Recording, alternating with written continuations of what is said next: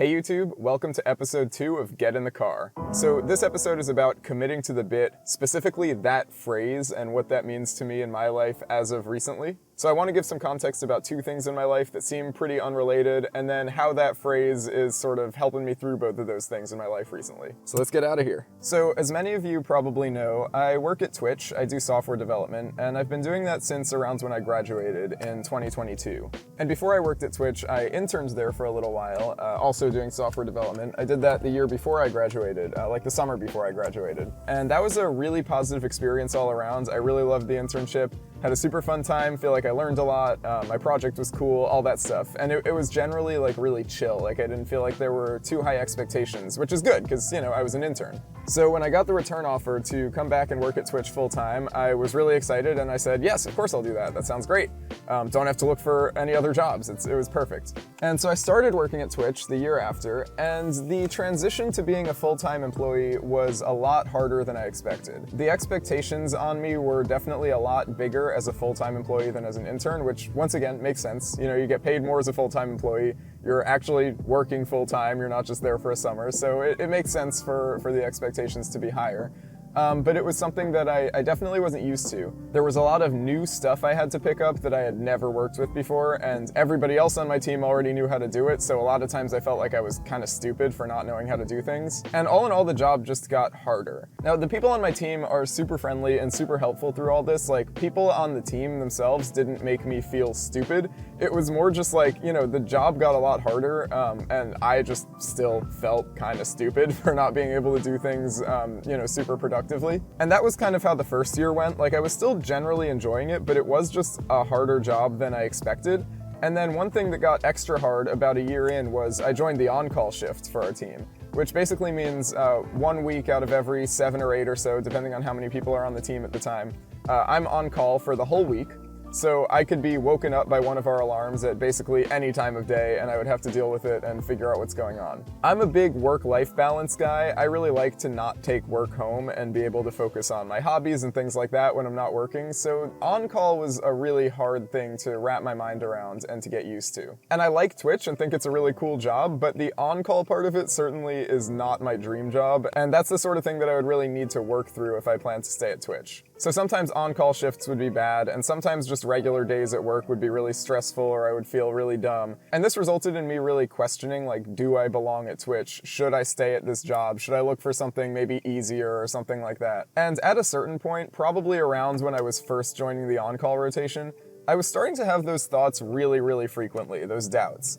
And it reached a point where I was doubting more often than I was just letting myself do the job. So this was sort of the status quo maybe about a year ago or something like that. And before I give you sort of the solution I've been using recently to get through those doubts and everything, I want to tell you about the other piece of context that you're going to need for this video. So the other piece of context is I'm a rapper. I make rap music, I sometimes make hyperpop music. I've been making music since more or less like end of high school, and I've been releasing it since like middle of college, so it's been a little while now, a few years. And one thing I noticed sort of last year as I really started taking the whole music thing pretty seriously is that I still feel awkward telling people I'm a rapper. I feel like there's some sort of stigma about like proudly saying that you rap. If people haven't heard of you, like if you're not actually a big rapper, I feel like a lot of people feel like it's kind of cringe to say you're a rapper and whatever. And I definitely felt that. Like I would feel really awkward telling people, yeah, I rap, and I take it seriously. Like I'm not doing it as a joke, like I really enjoy this music and I put a lot of energy into it, and it's totally unironic. Like this is fully sincere. I found it difficult to outwardly be sincere about that, So around the beginning of 2024, I decided on my New Year's resolution, which I'm not usually a big New Year's resolution guy. Normally my New Year's resolution is just to moisturize, because in the winter I always get really like cracked skin and it bleeds and stuff. It's really annoying. So I always say I'm gonna moisturize for real this year. But anyway, this year I had a slightly more serious New Year's resolution, which was more of like a New Year's theme, I guess. Which is to commit to the bit. Now, I meant this in 2 different ways, and you can probably figure out which 2 ways I meant it in based on how much I've been babbling about other stuff before this. So the first one is related to work. I decided to, for 2024, commit to the fact that I am a software developer at Twitch. That's what I do, that's my job, and I'm doing it even on the days that I don't like it. That mindset change has really helped me this year.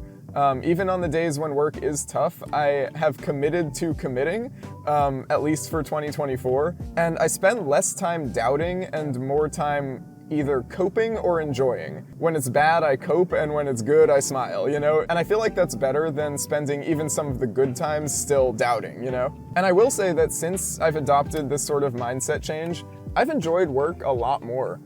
There have been way fewer days where I do feel really down about it. I did have a really bad on-call shift recently where I got woken up quite a few nights of the week. But even on those really bad days, I still didn't feel like I wanted to quit or do something else with my life. I was like, you know, this is part of the job. It's a bad part of the job. It's an annoying part of the job that I don't enjoy, but it's part of the job and I'm committed to it and I'll get through it. So one thing I do want to make very clear is that I'm not implying that, you know, whatever situation you're in, you should just continue doing it with no doubts and just accept that it sucks.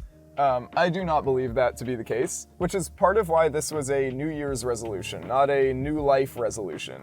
I wanted to try this out for 2024 and see how it goes. Worst case, if after 2024 I decide, yeah, you know, this job really isn't for me, I tried committing to it, but it really didn't work, then I can quit, find something better to do with my life, you know? But I wanted to spend this year really actually giving it my all, you know, committing to doing it for the year, and seeing how it goes. And then if it goes well enough that I want to commit to it for 2025 as well, I'll reassess at the end of the year and then decide if I want to continue that New Year's resolution into the next year. And I will say this year has been comparatively really good at work, and I think I probably will continue this New Year's resolution into 2025. But part of the point of all this was to set aside specific times to reassess and you know, go through any doubts in my head. Instead of just doing it like every day or whenever I'm feeling like there's a rough patch at work, I wanted to set aside more specific times, like this is when you reconsider, you know? And it's been pretty good so far. I support committing. Now, the other thing that I decided to commit to the bit on this year is admitting that I am a rapper. Saying that I am a rapper to random strangers. I mean, maybe not random strangers, but if people ask me what I do in my free time or, you know, what hobbies I have, things like that, or any creative endeavors I'm pursuing, I'll tell them I'm a rapper. I'm not gonna say, I sometimes, you know, work on music a little bit, I dabble just for fun, you know, like, no, I'm a rapper. I'm committing to that for 2024. And we're gonna see how it goes. And again, committing has really helped here. I feel like my mindset has been really positive towards the fact that I rap this year. I feel like it helped me land that Minneapolis venue where I'm gonna be doing a show in July. I'm really excited for that. And yeah, I have a feeling that I'm also gonna wanna continue with this New Year's resolution into 2025 as well, because so far in 2024, it's been pretty good. So right now, I say with no doubts that I work at Twitch as a software developer, and I am a rapper.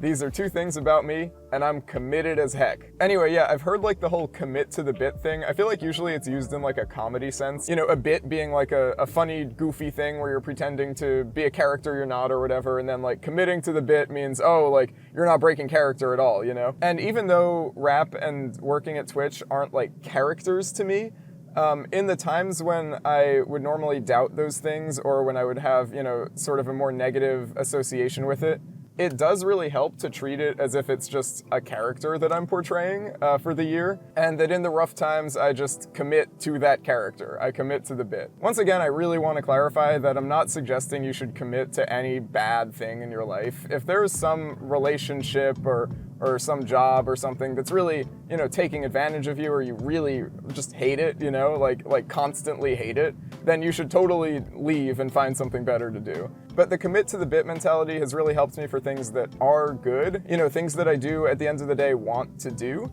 It really helps me through the tough times of those, because I feel like no matter what, even if you've got your dream job or your dream relationship or whatever it is, you know, there are going to be times where you have doubts or you want to consider doing something else. But why waste time just doubting if you're not actually going to do anything about those doubts? Hence, commit to the bit for a certain amount of time and then reassess. I really wanted to make this episode 2 of Get in the Car because, in a way, this episode is me committing to the bit. I really liked recording the first episode, and I had a lot of fun recording this one too. This is like a really fun story to share. And I want to force myself to commit to making this a series, at least for the first few episodes, and really see how it goes. Anyway, question of the day. Is there anything that you've recently committed to doing? Whether that's a creative endeavor, or a job, or being exclusive in a relationship, or whatever the thing may be. What's something where you've decided you're gonna do it and you're gonna push through the tough times. Shout out to you if you're doing that with anything, and I hope it goes well for you. I hope there aren't that many tough times to push through. Anyway, I just arrived, so thanks for joining me for another episode of Get in the Car, and now it's time to get out of the car. See you in the next one.